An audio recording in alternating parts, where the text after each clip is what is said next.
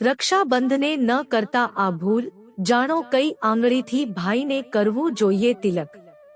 રક્ષાબંધનના દિવસે બહેન દ્વારા રાખડી બાંધતી વખતે ભાઈને તિલક પણ કરવામાં આવે છે, પરંતુ તિલક કરવાના કેટલાક નિયમ પણ છે। 1. રક્ષાબંધન હિન્દુ ધર્મમાં શ્રાવણ મહિનો ખૂબ પવિત્ર માનવામાં આવ્યો છે।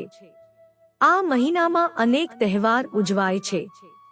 નાગ પંચમી, રાધણ છઠ્ઠ, શીતળા સાતમ, જન્માષ્ટમી સહિતના તહેવાર ઉજવાય છે।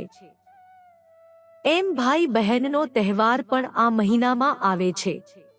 આ વખતે રક્ષાબંધન સોમવારે 19 ઓગસ્ટના રોજ છે।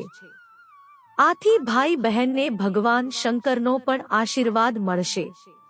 2. વિધિ રક્ષાબંધનના દિવસે ભાઈને તેની બહેન વિધિ મુજબ રાખડી બાંધે છે, જેમાં તે તિલક કરે છે, મોઢું મીઠું કરાવે છે અને આરતી પણ ઉતારે છે।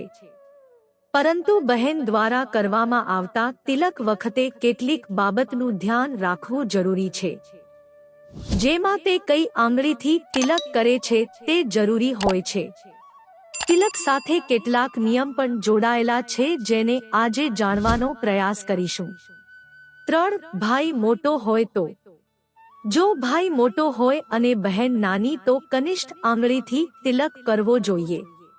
તેનાથી ભાઈના જીવનમાં સુખ અને સમૃદ્ધિ આવે છે। 4. બહેન મોટી હોય તો જો ભાઈ નાનો હોય અને બહેન મોટી હોય તો અંગૂઠાથી તિલક કરવો।